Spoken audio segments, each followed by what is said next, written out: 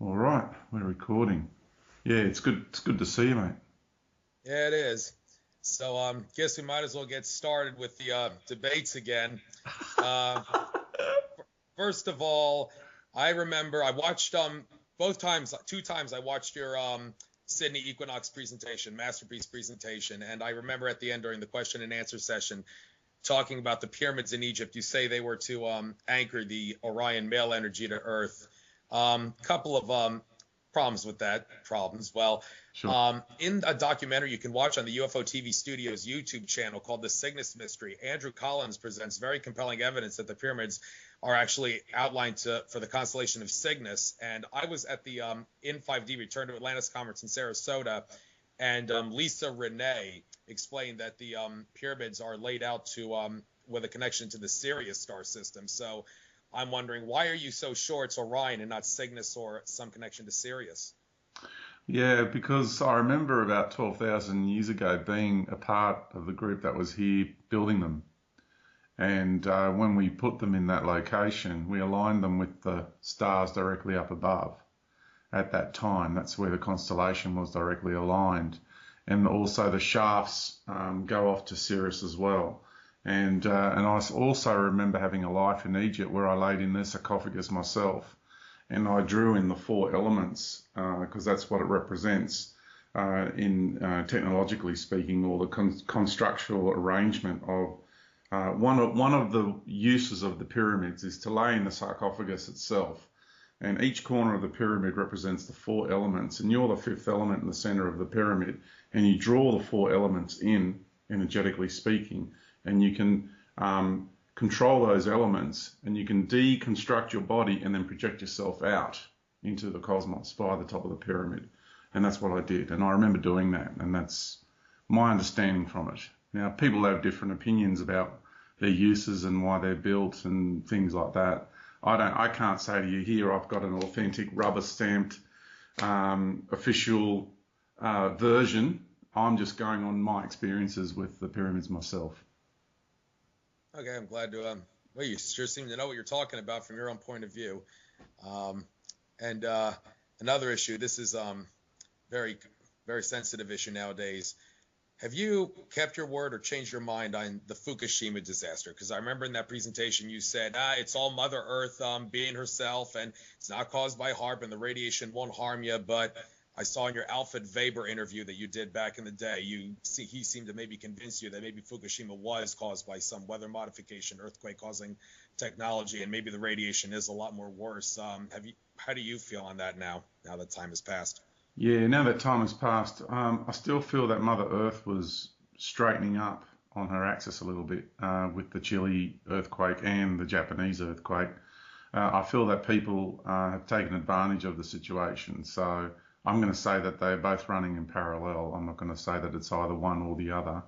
When they know, because they work of like the cosmological alignments, uh, cosmo, what's the word I'm looking for? It's a cosmology that is being used against humanity.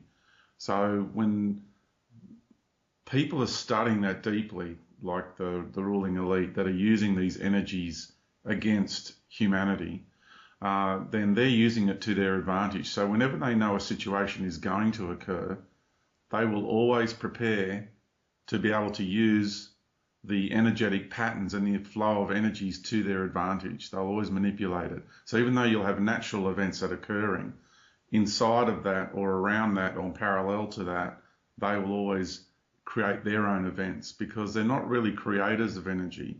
They can only amplify or diffuse or manipulate what's already existing.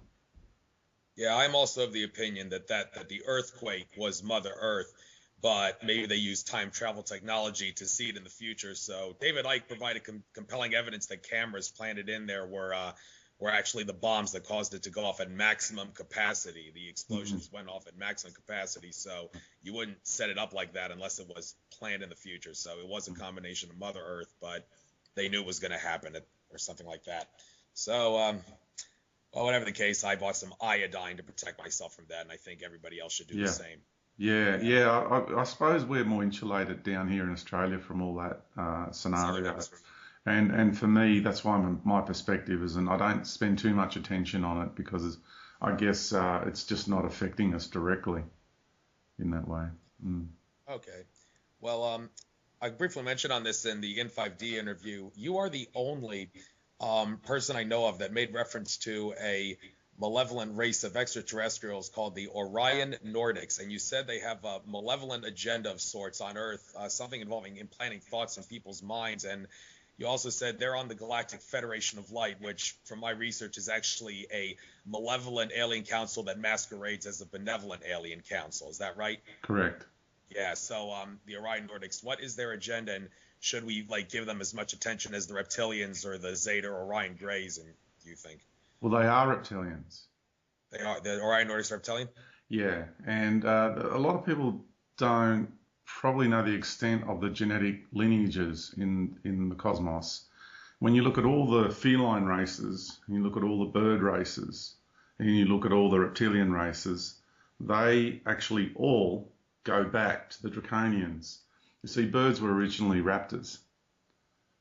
People think that the bird tribes and the serpent tribes are at war with one another, but they're actually two tribes of the same origin. It's kind of like you've got the three Abrahamic religions really stem from the one origin, right? But they all think they're better than each other and they all fight against each other. It's the same setup. The Draconians were the original genetic origin of all the feline races and the bird tribes and the serpent tribes. Okay. Speaking of reptilians, Andrew Bartzis, great guy to listen to because his Akashic record skills can answer anything basically. But he said there's 18 species of reptilian influencing life on Earth, and only one is evil. And I spoke to him about that at the N5D Return to Atlantis conference. And I told him, hey, isn't there three malevolent races? There's the Dracos, the Hydras, and the Sirius B Aquatics. And he said they're clones. Could you maybe elaborate on that? And when he meant those three malevolent reptilian groups are clones, that's why there's only one evil race out of the 18 that are on Earth. Yeah, I don't agree with that statement. I don't agree that there's only one out of 18. I would say there's a lot more than that. There's just so many. There are groups from Sirius that are malevolent. The majority of life on Sirius is benevolent. In Orion, the ratio is probably different. The Orion Nordics, going back to that, because I do want to answer your question, but I need to give you an overall broader feel for what's going on out there as far as all the races are concerned. The Orion Nordics are a group of Draco reptilians that went around marauding all the genetics of all the races to create a super race. So they are basically a blend of everything. And also, they really focused on the element of beauty from a lot of the Pleiadian races, some of the Arcturians and what have you, and other star systems that we don't even have in our conscious awareness the names of. But they wanted to become a superior race genetically speaking. And that's who this Orion Nordic group is. And they do come across as a little bit angelic. But when you look at all the different groups, like groups from Sirius, groups from Orion, and groups from the Pleiades, which are the three main star systems that are influencing this planet. And the reasons being is because of the energetic streams of the star systems themselves. So instead of just looking at just the races, look at the stars and the consciousness of the stars and what they represent, and then that will give you an idea of why those races are attracted to Earth and why they've all got such a significant role to play and why so many of those beings from those star systems are incarnate on Earth right now, me being one of them, right? Right. And Earth is a genetic royalty, as Alex Collier says. We're genetic royalty because we're so many genetic links. So there's just so many groups of reptilians. Even within the realm of the Greys, you've got thousands of different diversified species. Some lean more towards the aquatic, some stay more towards the origins of the humanoid insect combination. Some are more humanoid, some are more bird-like. There's just so many variations of species out there. You can get it down to main groupings, I suppose, genetically speaking. But when it comes to saying that there's 18 main reptilian races and only one is malevolent, I don't agree with that, because there's probably half a dozen of them that you could class malevolent, and maybe 3 or 4 of them which are borderline, which have some benevolent tendencies, but more often than not they're malevolent or just very self-centered in their approach, and they lack a lot of empathy and compassion towards others. And some of them are just really sterile. They just doesn't even enter their thought that they're hurting anybody, but they don't intentionally go out to hurt anybody. So again, it's really understanding the different structure, the makeup, the setup of each race. Yeah. Right. Okay.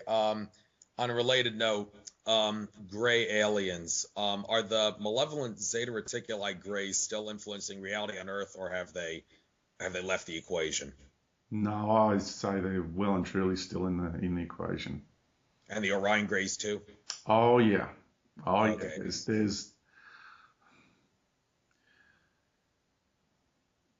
There's a connection with the greys also to Alpha Centauri, which doesn't get spoken a lot of.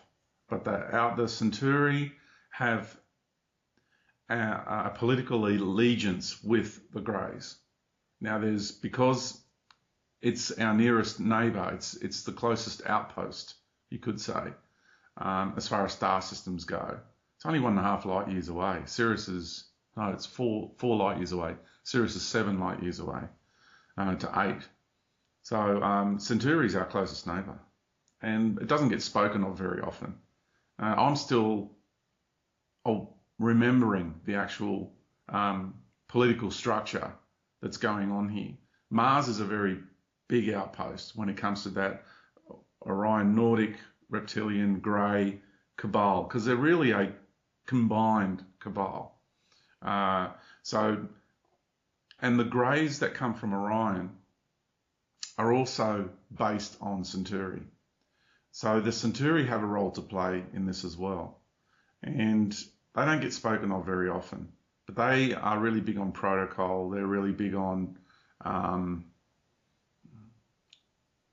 the notion of royalty, the notion of nobility, according to them. And the greys to them are their servants. So there's a bit of byplay going on when it comes to that. I would say that the grey races, the diversity of the grey races, the ones that lead to the amphibious side, and the ones that lead to the insectoid side, and the ones that are lead to the humanoid side, they're really factional between them. And the Zeta Reticulum have a very strong connection to the Centauri aspect, which to me are more the insect allegiance and alignment, whereas the more humanoid ones, there's quite a few subspecies within the humanoid greys that have a lot of compassion and a lot of empathy towards us, because they were once humanoid and they became the greys after all their body parts atrophying because they chose the path of technology and the path they took. They have actually returned to warn us not to go down that path. Right. And lost my train of thought for a moment, but as far as control on the Earth, I could have sworn I heard somewhere that on December 21st, 2012, as a matter of fact, one thing that signified the start of a new age of consciousness was that the underground reptilian and gray bases on the Earth were shut down, and now the malevolent grays and reptilians only have control on the surface of the Earth. Is there any truth to that, or is there still underground control? Yeah, plenty of still underground control. The only thing that's going to move them out eventually is the change in the energetic patterns of this reality. So when Mother Earth shifts even more, the energetic environment here will kill them. And I have communications with them on a regular basis, and I keep warning them, you guys have to leave or you're going to die. Simple as that, straight out. You got to leave or you're going to perish. And some of them are finding it really difficult because they've been in the earth for a very long time. and they've got the vibrational anchoring of the Earth energy. Now, for them to go and live on another planet, they've got to be careful which planet they choose, because the energetic vibrational environment will kill them eventually, because their energetic fields break down, which then slowly has a ripple effect inwards towards their physical genetic makeup. So the vibrational fields of our environment are really, really important to our physical well-being. Okay. Well, there's a word on the street that there will be some big changes ahead. Anybody who pays attention to Alex Collier and Andromeda Council contactee Talik would know that in the December to January timeframe coming up, Earth will ascend into 4D Earth. And I'm also wondering, well, shouldn't they be saying Earth will ascend into 5D? Because some people have said we'll just go straight from 4D into 5D because time is an illusion, and that's the only difference between 3D and 4D, so we'll go straight into 5D. But whatever the case may be, is there any truth to what? Well, Alex Collier actually gave an exact date of December 3rd, and he was saying that all the way back in 1995 that he said his contacts were telling him. But Talik says, I can't give you an exact time frame. They're not telling me, but it will be January 2014. What's your take on that? My take on that is it'll be another wave and another opportunity, just like December 21 was, and just like March equinox was. For me, March equinox was majorly transformational, major. And the templates that came in place on that day facilitated a huge amount of change that I have been experiencing since, and that many people that I know have been experiencing since. And I feel that right now, like in the last week, I've just gone through another massive change, because I'm choosing to consciously connect with the biorhythms of this reality. So we just had this eclipse that just took place. We had solar flares that just took place. And every time there's a solar flare, you can understand that's a big projection of energy, which has come from the center of the galaxy to the center of the sun, which is coming to our core, to the core of the Earth. And if we know how to embrace them and go with those changes, then you can actually consciously go through major changes within yourself. And I feel that these next waves of energy that are coming through is what they've identified with, and it's another opportunity. I don't feel it's going to be an actual massive ascension shift to the degree that some people are thinking it's going to be. And the way that my ego interpreted that the shift was going to be going back in 2009 through to 2000 and early 2012, when I was interpreting how the major shift was going to take place on the March equinox of 2013. I feel that there is shifts happening, but they're waves of shifts. So sometimes we go great leaps forward, and other times we take, little steps forward. So for me, it's another opportunity to take a great leap forward. Yes. Speaking of going forward in time and whatnot, wanted to discuss the subject of timelines, because that's something that many people flat out don't understand. And also like government time travel technology, where they can look into the future and write history by seeing what's going to happen, and they influence it. Or in some cases, like Andrew Bartzis said, they recently sent people back in time to try to prevent whistleblowers from coming out. And I'm thinking, can you, to the best of your ability, explain how that's possible and why a grandfather paradox would not happen? Because Andrew Basiago said there is no grandfather paradox because time's all an illusion. You go back in time, kill your grandfather, you're not going to die. I mean, that's what I've heard. But how does time travel technology, like into the past, work?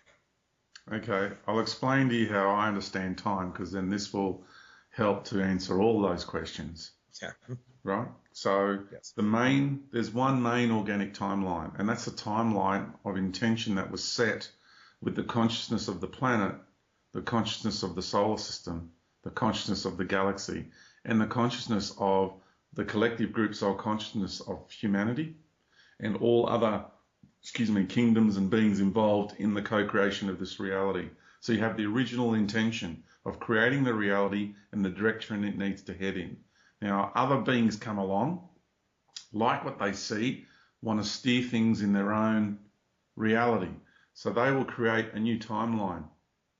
And then what they do is they take that version of reality and they'll create a holographic version of it by steering it off into a new timeline. So it's a replicated copy of the organic one.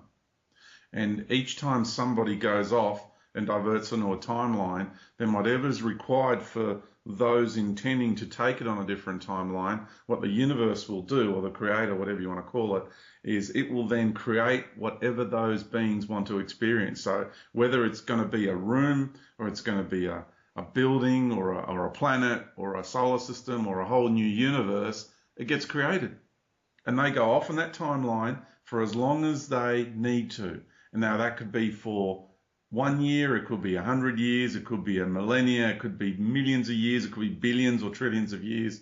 It doesn't matter, whatever that experience needs to be, but eventually, always, it will always loop back to the organic timeline. Always. Eventually. Okay.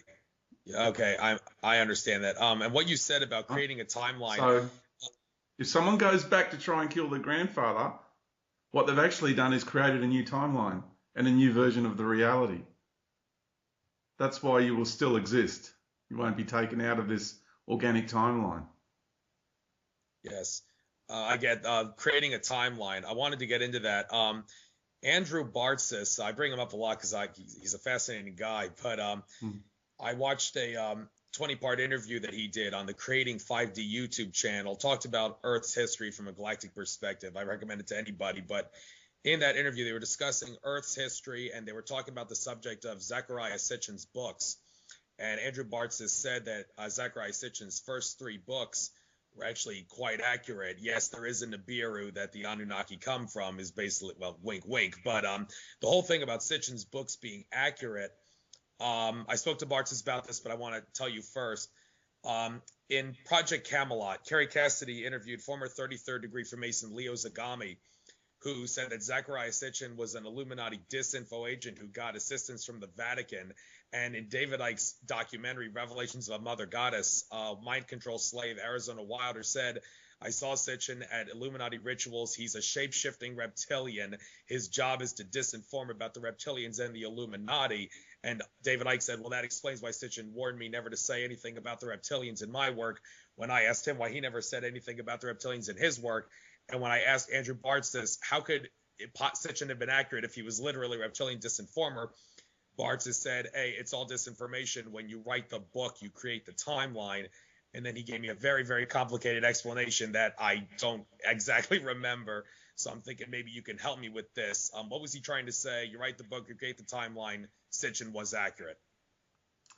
Okay. It's interesting you should ask that question because I'm right in the middle of editing a 2-part and maybe 3-part Anunnaki interview series that I'm doing with somebody right now. It's a project I'm working on. And what has been expressed in that is that there is a campaign at the moment to make it look like the Anunnaki are our creator gods, and that we are a slave race. So it's another propaganda to diminish our value, our worth, who we are, and to make us fit into someone's basically political campaign to do with Earth.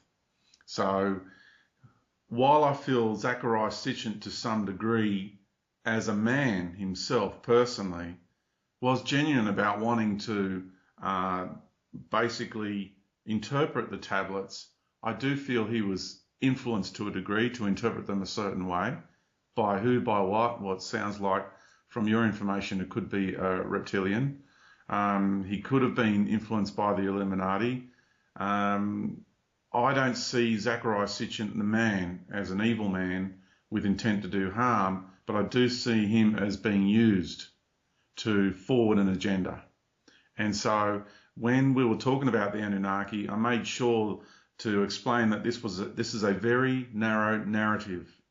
It's someone's perspective on the events of who the Anunnaki are, and it's my understanding that if you want to know about who the Anunnaki are, then intuitively connect to someone like Anu, intuitively connect to someone like Enki and Ninhursag, and go through that process to understand who these beings are, rather than reading somebody's written perspective about who these beings are. And when I go through that process, I get a somewhat different story. And I've also gotten that Akhenaten and Nefertiti are somehow connected to the Anunnaki. Now, whether they are Anunnaki or not, I'm not 100% sure, but there is a connection there somehow. And who are the Anunnaki? Who is Anu for creating? To me, Anu is the creator of the heart that pumps our blood. He's a genetic master geneticist. Now, the intention of creating our heart is the way it pumps has to do with the golden ratio of pumping.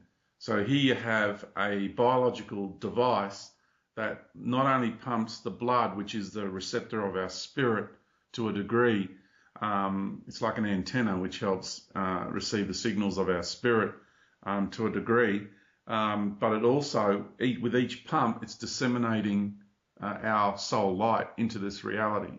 So there's a lot more to this. You know, someone would not have created that if they had the intention of creating a slave race. The idea that we've just been created as a slave race, I think, is a political campaign. And the original Anunnaki, I feel, did not have the intention of creating us as a slave race. Okay. Well, Andrew Bartz has said that Sitchin was a little incorrect about what the Anunnaki wanted the gold for after they created humans. Maybe that'll help you. I don't remember exactly what he said they wanted the gold for, but it was not to shield the atmosphere of their planet Nibiru. No, well, beings want the gold because the gold is the physical manifestation of the sun. And when you understand who and what the sun is, then instead of actually connecting with the sun energetically speaking and having to go through the changes yourself internally to become what you need to become, people want to do it. They don't want to take the shortcuts. So when I say people, I don't just mean humans. I mean a lot of ET races. So they want to be able just to take a substance and have the substance do it for them. And so the quickest way of making that happen is to mine the gold on this planet and then utilize that gold and modify that gold, which is going to suit your genetic makeup and your and the individual race or the individual being's energetic makeup, as well as genetic makeup, to be able to consume the substance and alter you and empower you to be more powerful, more aware, access far more knowledge and much greater power in the cosmos than you ever have before. Okay. And on the subject of Nibiru, when I spoke to you in my N5D interview, you said that you have said before that Nibiru is a twin of the sun. And I don't know. Okay, this is going to get a little complicated here. But Alex Collier has said that there is actually a second sun that's on the other side of the sun from where Earth is, which is why we can't see it. And that reminds me of what you said in your Sydney presentation, that there is a sun on the other side and we can't see it because it's exactly opposite. And not only that, Andromeda Council contacting Talek has spoken that Comet Elenin paved the way for a brown dwarf about the size of Uranus called Tacoma, which he claims is orbiting between Venus and Earth right now, but closer to Venus. And I think there's a cloaking device over it. And he says there's also a planet with Tacoma. So Zechariah Sitchin says Nibiru is in a 3,600-year orbit. You say it's a twin of the sun. I need you to elaborate on that. And I'm thinking, is the Nibiru you're talking about the other sun, or is it that Collier talks about, or Tacoma, which Talek talks about? Yeah. To me, Nibiru is not the brown dwarf star. I don't know if I've ever said that. I may have, but I don't know. I don't recall saying that Nibiru is the brown dwarf star. I may have called it Planet X, but I don't recall calling it Nibiru, because Nibiru to me is a planetoid spacecraft. Now Nibiru could be in our midst and cloaked. I have no qualms with that one. But the brown dwarf star, I don't think that'll be cloaked because of its natural. It's a failed star, and I don't feel that the beings that live on it need to cloak it. I don't sense that. I don't feel it. So Nibiru, it's like you got the twin brothers. You got two brothers, and you got one. It's kind of like Cain and Abel, if you want to know. You know, it's like the infamous story of the twin brothers, and you got the jealous brother, and you got the one who makes it good. And you get right? Yeah, that it's always jealous and always wants to um, seek vengeance upon his brother who made it good. And that's what we're looking at cosmically speaking. They're the personalities of the sun who's made it good, and then you have the star, the dwarf star that didn't quite make it as a star. It's a failed star. So looking at the two characteristics, for me, that's what I run with, and that's what I go with. Again, it's my intuitive understanding of things, and I feel it's on the other side of the sun to Earth as we go around, so we don't get to see it. So that's the sun that Alex Collier talks about that we cannot. Okay, and the brown dwarf, it's not Nibiru, it's just a coma. So and Tulloch also said that the Nibiru that the Anunnaki come from, that Sitchin talks about, has actually been put in an orbit that's way above the plane of the solar system right now. I don't know if you heard that, but that's what he said, and I figured I might. I don't listen to, and I don't. I've heard of Tulloch, but I know nothing about his content. And you're the second, third person recently, so maybe I should start listening to what Tulloch has to say, because I honestly I don't listen to a lot of other people out there, so I'll have a listen to what he has to say. Okay, I don't know if they toyed with his mind like the Galactic Federation of Light toyed with your mind. I Or mean, they toyed with my mind, all right, and I'm still at war in here. It hasn't stopped, yeah, but it's getting better. I'm really starting to be me more than ever. It's good progress there. I'm glad to hear that. Subject of aliens, insectoid aliens. They're both good and bad insectoids because they look bad, but I've heard a lot of people say they're actually a benevolent race, and the ant people from the cultures of the American Southwest, they seem to present the ant people as good aliens. I mean, what's your take on insectoids? Yeah, again, every grouping has benevolent and malevolent races. So when a person has an experience with a particular type of race, like a mantis race, for example, then all of a sudden all mantis races are evil. It's the same with reptilians, for example, and we've got to be sure that we don't taint the whole species with the same brush. So it's got to be a case-by-case basis. And even when you have overall malevolent race, you'll still have members within that race that seem to be more compassionate towards humanity and want to do good by humanity because they don't agree with the cultural philosophies of their own race. Okay. And about aliens, here's a conflicting issue that I've actually wrestled with. David Icke, in his books, says that the Illuminati bloodlines at the top of the Illuminati ladder of authority are reptilian aliens genetically interbred with a species of Nordic aliens, which he calls the Aryans, and there is a connection between the Hitler-Aryan race there.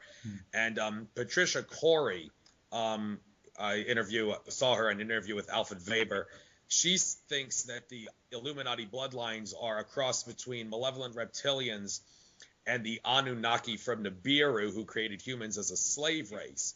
And I'm thinking, are the Aryans that David Icke talks about and the Anunnaki from Nibiru the same thing? Or is it possible maybe the Aryans are the Orion Nordics that you talk about? To me, the Aryans are the Orion Nordics. They are, huh? To me. Okay. That's my experience with them.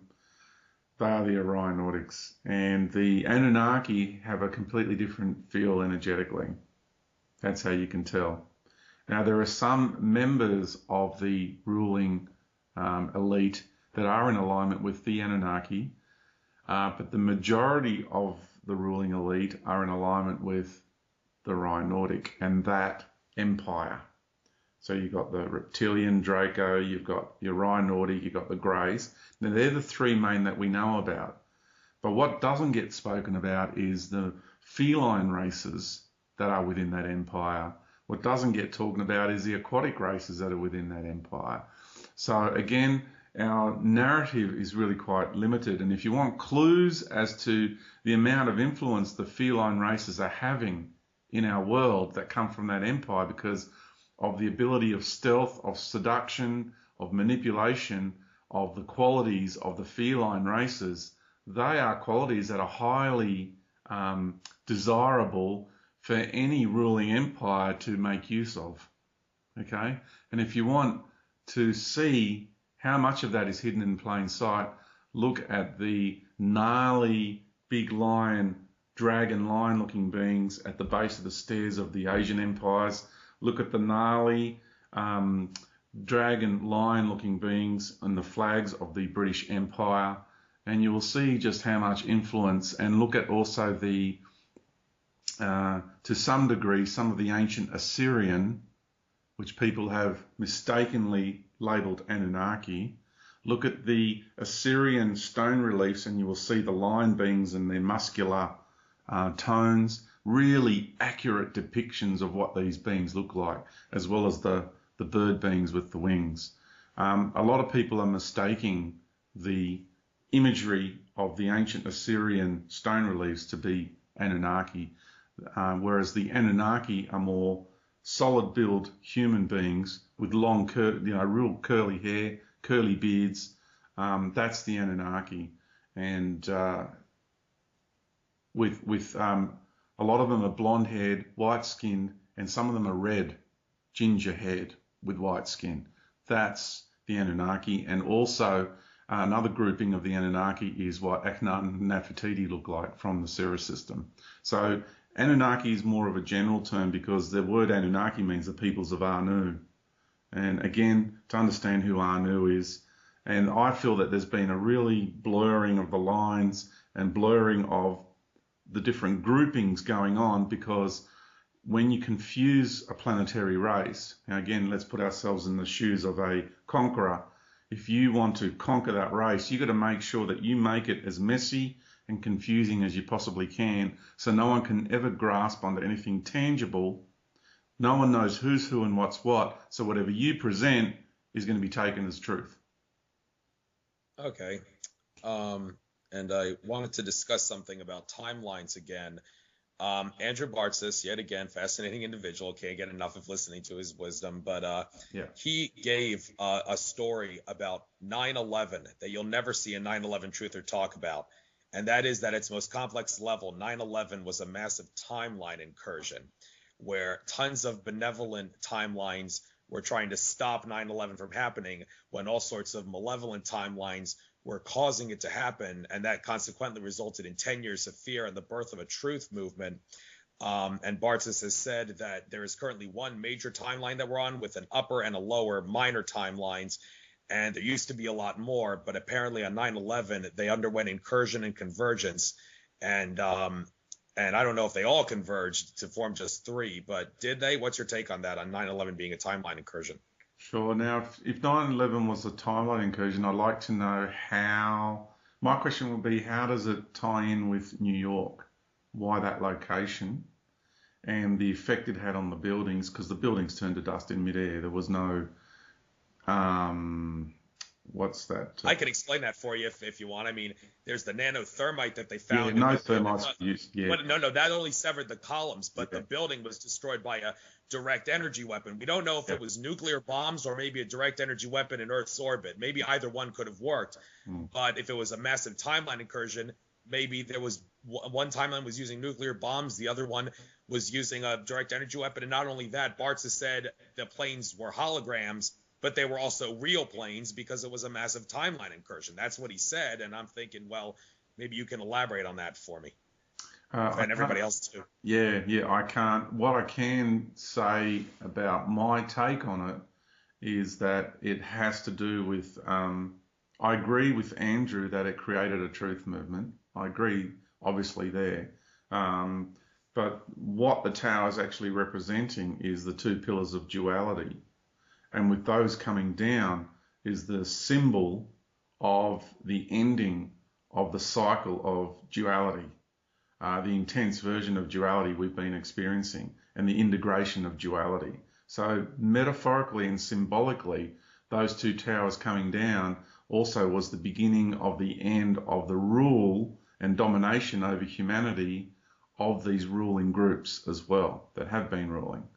Now, what I'm seeing is three main layers. I'm just going to go off on a bit of a tangent because I need to explain the three layers that I only now am starting to publicly discuss. And when you look at these three main layers, it becomes quite obvious what's going on the planet, because we've had the ruling cabal on the planet. and they dug the hills in, and their overlords are coming to take over this planet. They're moving in right now, which is layer 2, and that's the Orion Nordic Cabal. And then, so layer 1 is being removed and layer 2 is now moving in. And a lot of people are screaming out for layer 2 because they're going to now look at these guys as the good guys. They're going to present really well, but it's the new face of the old guard. And there's a lot of factional fighting going on between the two layers. And the second layer will somewhat give us new technologies, somewhat, new financial systems, some financial relief, but it'll still have a very authoritarian flavour to it. My main concern is layer 3, because after we go through that emotional upheaval of the transferring from layer 1 to layer 2, layer 3 comes in. Now, layer 3 is where everyone's burping butterflies and farting rainbows and all this new technology and because even in layer 2, you're going to still see the boundaries planetarily speaking, even though we're going to be introduced to our cosmic brethren, so to speak. We're still going to be pretty much confined to a certain degree on the planet. But when layer 3 comes in, that's when the big daddy of the intergalactic and universal cabal steps in and removes layers 1 and 2 totally. That's the one where the boundaries of the playpen just go cosmic. And we're going to be introduced to galactic communities, and it's all going to be utopian society. That's the main one to be concerned about, because after that, there's just us. So we don't need anything to come in and tell us who we are. We don't need anything to come in and basically the line to be really taken into consideration is those who seek custodianship under the guise of love.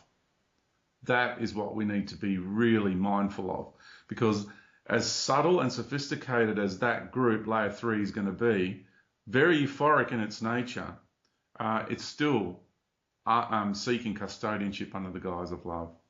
So when you look at those 3 and you can understand the energetic patterns of those 3 layers, the moment anyone says anything out there in the public arena, you can just grab and go, right, that fits into layer 2.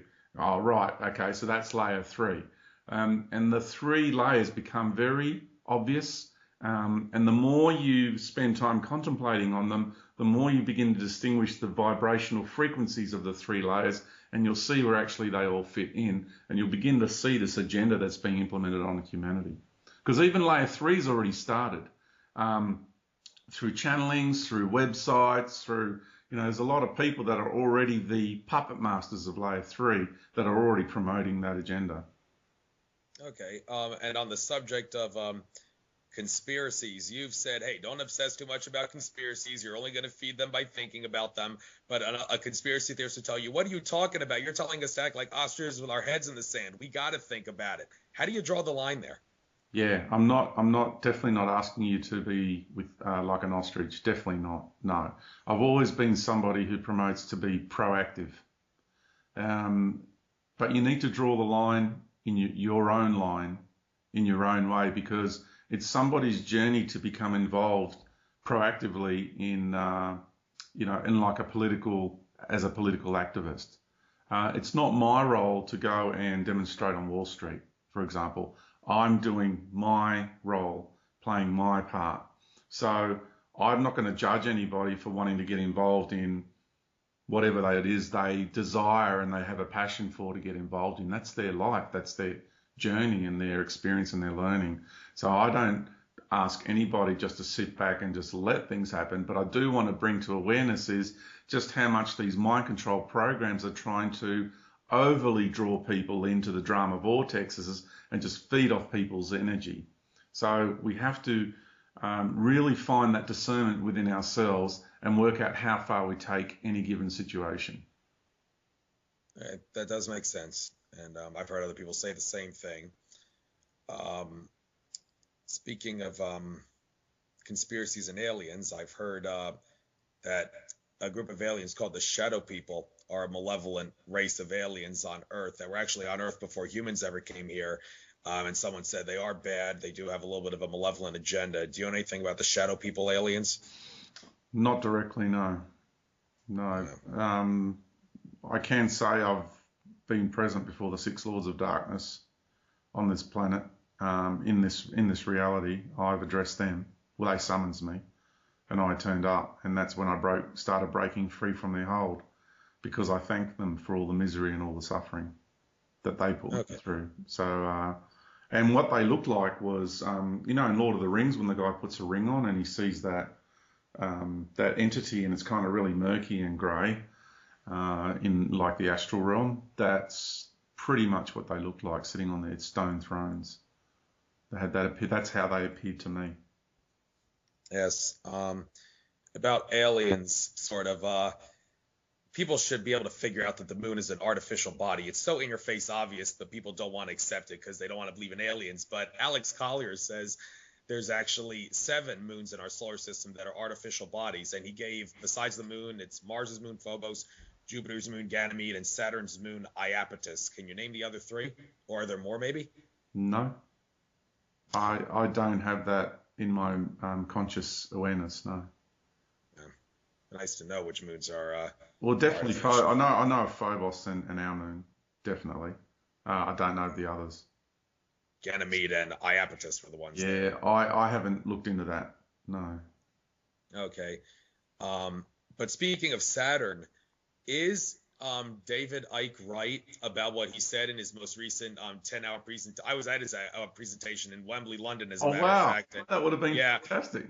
yeah. Unfortunately, I slept for about 45 minutes to this part 2 because of the jet lag. So that was the unfortunate part there. But all in all, it was a great presentation. And he went into the Saturn Moon Matrix idea. And he even said, before the solar system cataclysm from like 6,000 to 9,000 years ago, or what, no, don't know the exact date, maybe you go by a different timeline, but he said that after that cataclysm, the Saturn was the Earth's sun.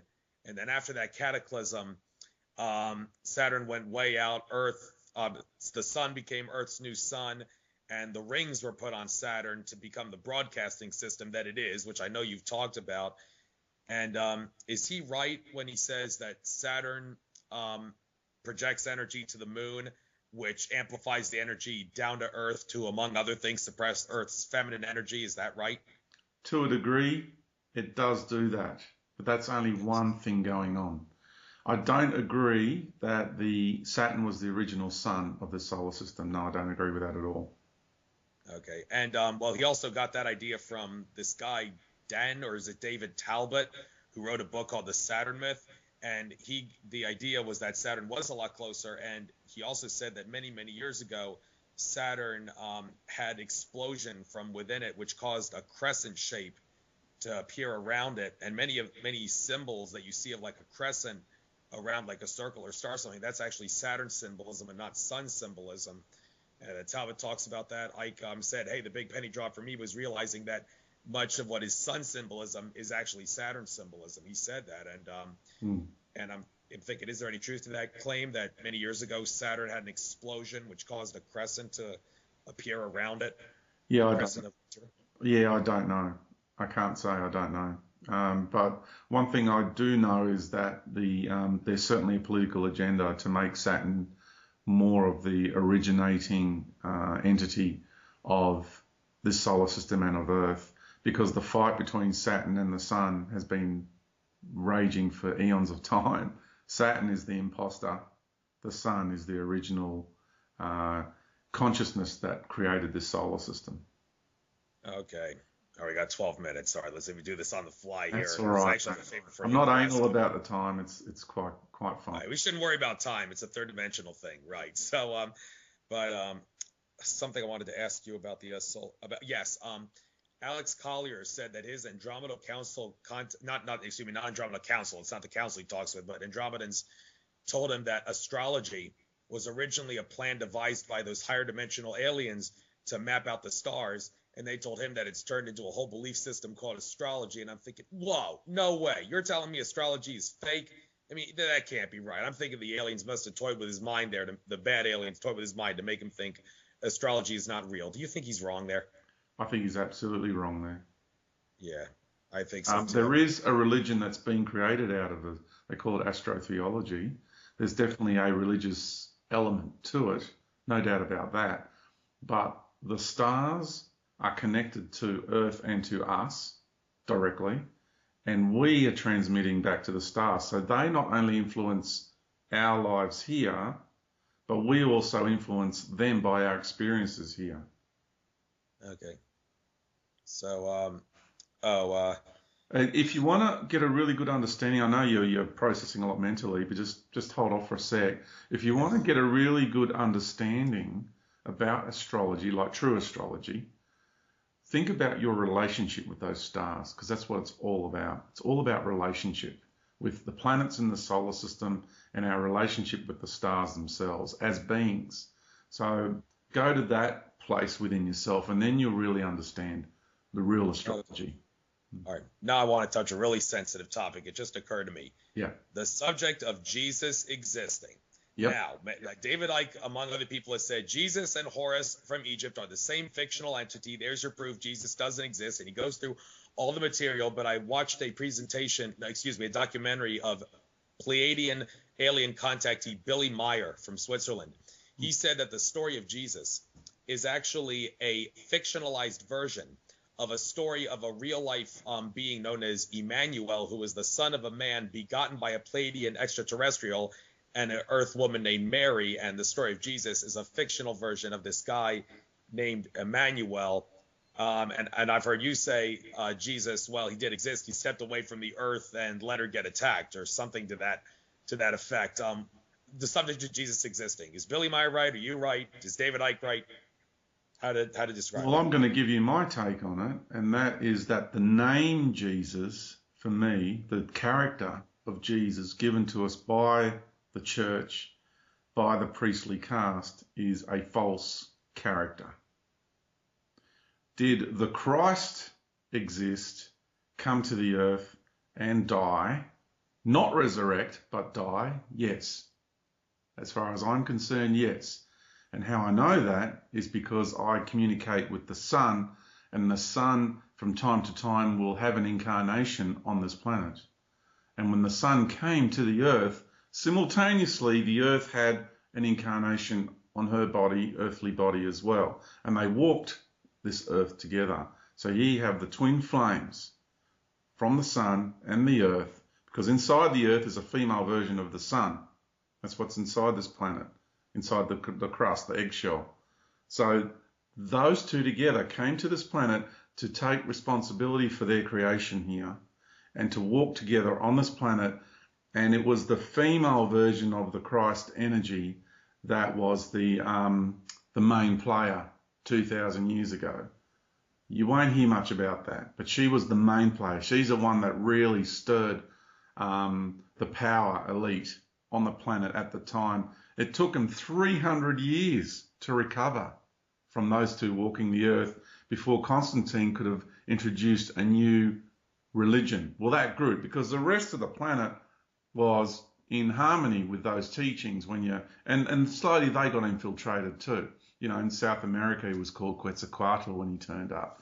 You know, in here in Australia, the Australian Aborigines, when he turned up 2,000 years ago, called him the Rainbow Serpent. But they also understand his cosmic lineage and his universal lineage in the way of his consciousness and the being that he is and the being that walked this earth. So when you go beyond just the Christian westernized view of the consciousness of the entity that actually walked the earth, then you see a much different picture about what actually happened. And so for me, the worship of Jesus is actually the worship of the false Christ, is the worship of the false deity, because we've been given that name and that image and that story by the priestly caste, which is exactly the same priestly caste that crucified the Christ when he turned up. And why people don't see that, I don't know. They're just not getting that part. So that is a major understanding. So the sun itself, meaning the golden one, which is ochrisos in Greek, they then put the sword or the crucifix into his name, which made him Christos, and that is how the name came about, and that's who he was, the golden one that walked the earth. and that's where the name comes from. The name Jesus, well, that's different. That's a different being altogether. That's a created story to do with the Flavians, which were ruling elite families at the time, and it's a mishmash. It's a complete mishmash of stories. Okay. By the way, at 8:28, well, my time 8:28. For 2 minutes before the session, I got a favor to ask of you to come on a radio show for me that I'm starting myself. But before we do that, I just want to discuss something that you've said. You have said that, among other things, you don't meditate anymore, and you said it's actually getting into a ritual of sorts if you meditate a lot. So you don't do it at all. I mean, why would you stop meditating entirely when many people say it can only help you to meditate? Okay, what I meant by that, and I probably didn't explain myself properly, was when people put, hollow sync stuff on, they go through these meditative rituals, and they meditate and they call in the ascended masters and, those sorts of meditations is what I was alluding to. So I probably wasn't clear enough in my explanations. I meditated 2 days ago, but what did I do? I just sat there, I went within myself and went through the process I needed to go through. It's a really organic, natural, you can call it contemplation. You can give it whatever name you want to give it. But as far as the ritualistic practice of meditation, people set aside that amount of time each day, that like 10 o'clock every day they meditate, they connect with the ascended masters, they bring the light in, that ritualistic process is what I was alluding to. Oh, okay.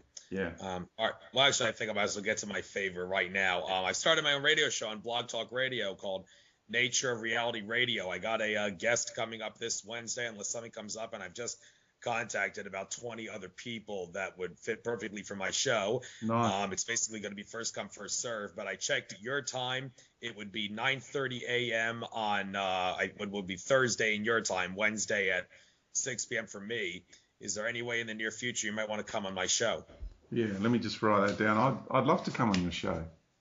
Yes. I'll cover conspiracy theories, extraterrestrials, astrology, consciousness, anything that exposes. What I love about you is your authenticity. You're just honest. You're just upfront.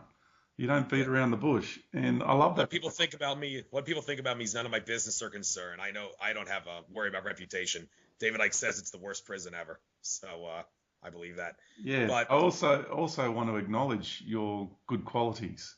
So I'm not. It's important also to understand acknowledgement. Yes. Yeah, very important. So I'm acknowledging you, and I think that's important. So what was it, Thursday?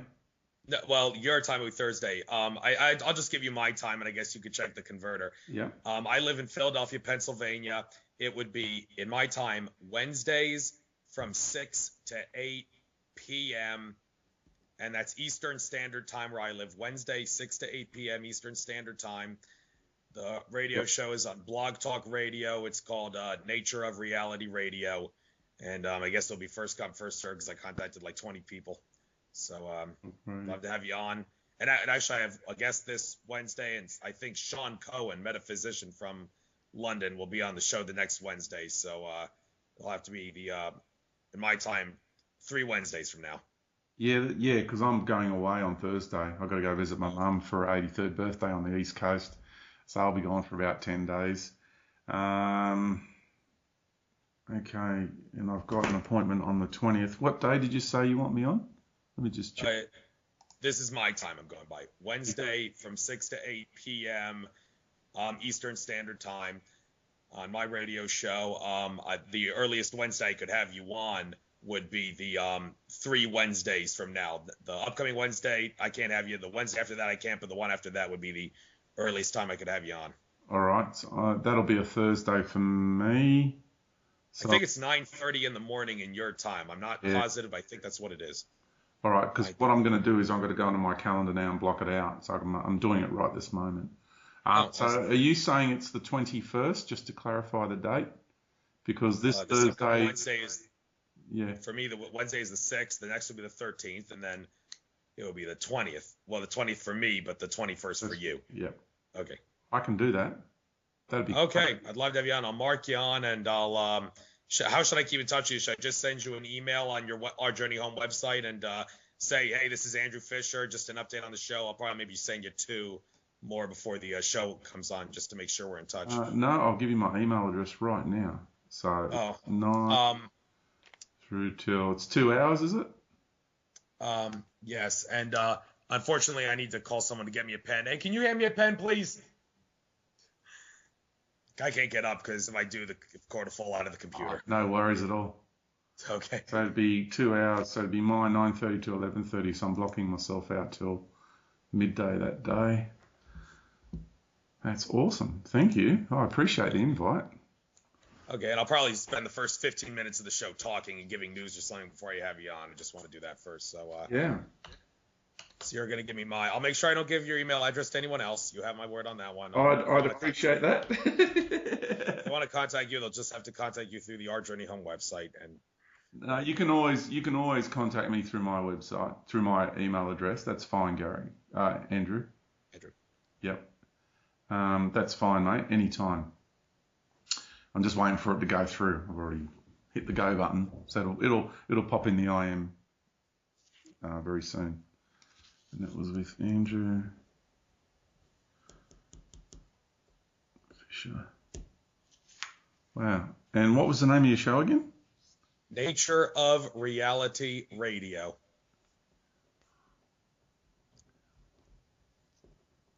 Brilliant. Thanks, mate. I'm chuffed. Yeah. You didn't give me your email address yet. The thing's turning. You can ask me another question if you want. Oh, okay. So you're going to send me an email, and I'm not going to. You don't have to give me your email address, right? That's what you're saying. I've written it, and I've hit the go button, and the little thing is turning. I'm waiting for it to actually go through. Okay. I'm sorry. I didn't know what you meant by that. But yeah, it's all just sitting there spinning for some reason. It's weird. Anyway. Okay. And if it doesn't go through, I'll email it to you straight away as soon as we finish. Okay. You have my email address, fanof2012@gmail.com. I'm sure I do, but I'll just double check that because it'll be in the booking. It was in the booking for the fan of the number 2012@gmail.com because that was a big pay attention to 2012 phenomenon. That's for that. Yeah. No, I got your email address, so if it doesn't go through, I will send it to you. Oh, okay. So you still want to keep going even though our session is up? Yeah, you can go. Yeah, we'll go another 15 minutes. I'm good with that. 15 minutes. Awesome. Yeah. Okay. In regards to the Andromeda Galaxy, this came up. A woman by the name of Ashayana Dean, I think her name is pronounced. I saw her interview on Project Camelot. It was a lot of talking she did. I think she said that the Milky Way and Andromeda were actually combined before, and then they split. But now everybody's saying they're coming back together again. What's the significance behind them splitting? And if they are coming back together again, what does that mean? Well, just like you've got the sun and the earth. Okay, so you've got the masculine and the feminine. Because I'm going to go back the other way now. So our star becoming the major star system in this galaxy of the same being, the consciousness of that being becomes Orion. Earth becomes Sirius. And then when you take them from their star system level of consciousness, you take them to their galactic level of consciousness, you go to the feminine is the Milky Way galaxy and the masculine is the Andromedan galaxy. So when you follow the lineage of the consciousness of these beings up, then you get to that understanding that the Andromedan galaxy is the twin flame and the husband galaxy to our Milky Way galaxy. Okay, that makes sense. And in regards to alien councils, the Galactic Federation of Light and the Galactic Confederation of Light, they're both bad, right? Are they both the same thing? I just want to clear up the confusion there because I've heard Federation of Light and Confederation of Light. Are they the same? As far as I'm concerned, they're the same. But you'll have different groups that will present themselves and they'll try to use a labeling system on Earth. But basically what you're looking at there is the Federation of Free Worlds is like the United Nations. And then the Galactic Federation of Light is more a spiritual arm of the Federation of Free Worlds. So it's has more of a spiritual connotation to it. So you've got your main political council, and then you've got like a spiritual council. which is affiliated with that main political grouping. Yeah, because I've heard a Tolek say that the Galactic Federation, which is the good guys, they actually work for the Andromeda Council. They basically do everything on their own, but when it comes to very serious issues, they go up to the Andromeda Council to ask for permission to do something. Do you know when the Galactic Federation would need to seek permission from the Andromeda Council to do something? Well, the Andromeda being the husband galaxy to this one, you've got more of that father energy. So you've got the overseeing father dominant sort of masculine traits coming from the Andromedan galaxy into our galaxy. So there's political groups inside of the Andromedan galaxy that innately feel a responsibility towards the goings on within our galaxy. Now, some of them are self-deluded in that role. It's probably a good way to put it. And there's political groups that have been long formed within the Andromedan galaxy that probably see themselves as though they have an actual right to come here and interfere. But they're doing what they think is right. But they don't realise that they don't actually have the authority that they thought that they had. Okay. And in regards to once you once told me when I asked you this on In5D Radio, you once told me that when it comes to the subject of numbers of dimensions of consciousness, it's really a matter of perspective. Like Matias De Stefano, I watched an interview. He speaks Spanish, but they translated one of his presentations into English, luckily, and he said there's 22 dimensions of consciousness. Well, that's just his perspective. But I remember you said that what you see as the fifth dimension of consciousness is what someone might see as the edge of the visible universe. Where did you get that analogy that the fifth dimension could be seen as the edge of the visible universe? Oh, simply because when you look at my model that I'm presenting, and you got the two main voids within the universe, and you've got the great void. Now that great void and everything inside the arena, what I call the grand or the great arena of this universe, is what other people see as the entire universe. So what I call the top of the fourth dimension, people are seeing that as the 10th, 11th, 12th dimension in their model. Okay, that makes sense. Oh, this just occurred to me. Something else Andrew Bartz has said I'm sure Andrew Bartz is right about this, but Australia actually being a floating island that can seed itself on any planet and affect the consciousness energy of that planet. If that's true, you must be familiar with it because it's your homeland. Can you elaborate on that Australia is really a floating island that can affect the consciousness of any planet? I would say I haven't heard anybody mention that before. Do I know it to be a floating continent? I think every continent on this planet is floating.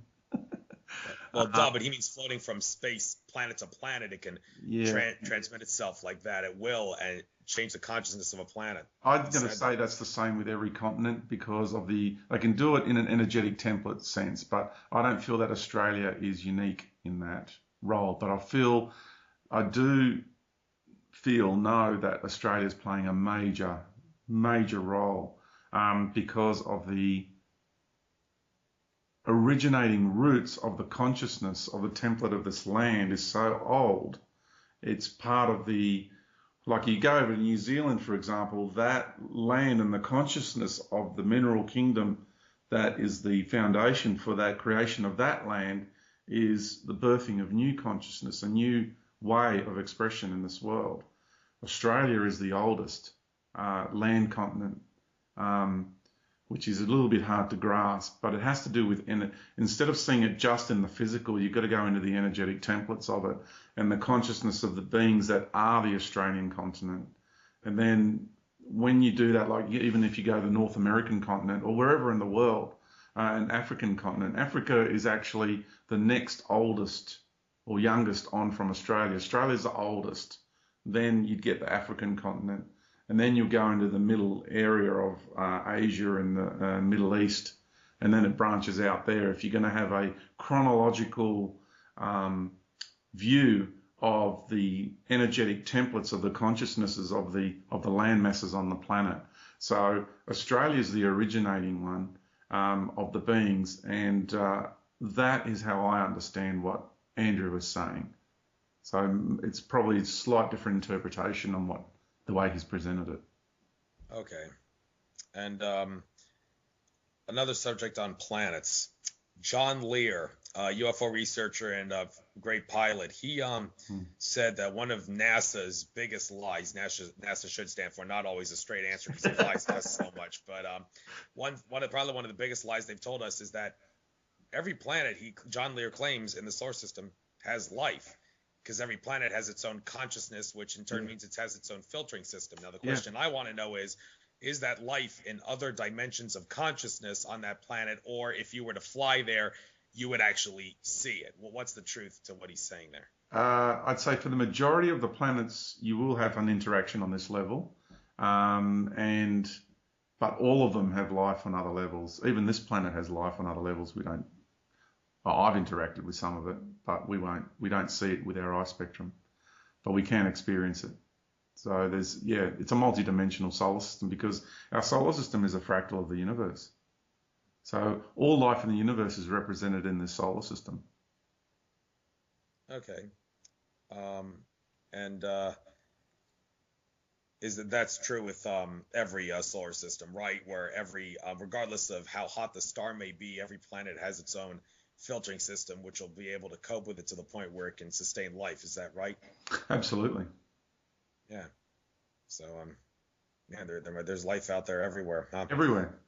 Yes. And this is the only universe with light. I remember you said that. I don't think we can imagine what the other universes look like. Different constructs. Yeah. Yes. And I guess one more question before we call tonight. Are you familiar with the work of the Silver Legion? Because every night before I go to bed, I actually say, Silver Legion, as my physical body sleeps, take me. I want to fight for you or work for you or do whatever I can to fight for your cause. And I think that their Earth contactee, Tanath, seems like a pretty genuine woman. Are you familiar with them, and would you recommend that people do what I do?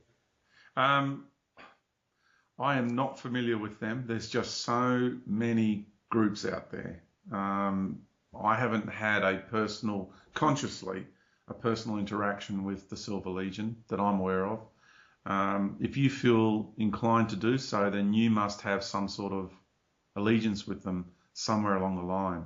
You could have been a member of the Silver Legion somewhere in your travels in the cosmic arena, in the galactic arena. You may have had interactions with them. You may have been at odds with them. You've got some sort of connection with them, and that's what you're exploring, and that's important for you. So I can't say, yes, do it, or no, don't do it. I just say flow with what you're feeling is good for you. It's really important to do that.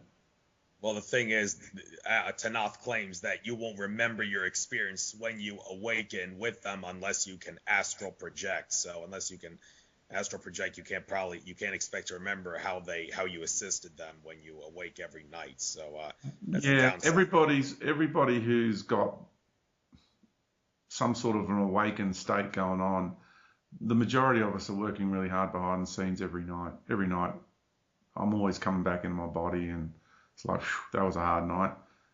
We're very busy doing a lot of work. A lot of us don't even realise just how much work we're doing. If you don't remember, that means your soul, your greater beingness, Big Andrew has set it up that way. If Big Andrew wants you to remember, it doesn't matter what anyone says about the Silver Legion, you will remember, because that overrides even the Silver Legion's intent. Your soul intention overrides everything. So whatever you're experiencing in the way that you're experiencing it is the way you set it up. Yeah. Always remember that you, at the end of this whole play that we're experiencing here, this whole drama, whatever you want to call it, it's because the way we've set it up. And you and your soul is the overriding factor in all of this. Right. All right. Well, thanks for the session, George. Thanks for going 15 minutes past. I'm sure you must have liked this, but I'd love to interview you again for my show in 3 Wednesdays, or in your case, 3 Thursdays. So hope to hear from you soon. You have my email, so just contact me. Yeah, it still hasn't gone through. Little thing's still turning, so I'll email you. I don't think it's going to, so I think we're going to have to deal with this another way. So when you can, just send me something. So I guess we'll call it a day. I learned a lot from you. I'll listen to this all over again just to refresh my memory. Yeah, I'll You get saved this me. to you within 24 hours, the MP3. Thanks a lot, George. Yeah, thank you too, Andrew. I do appreciate it.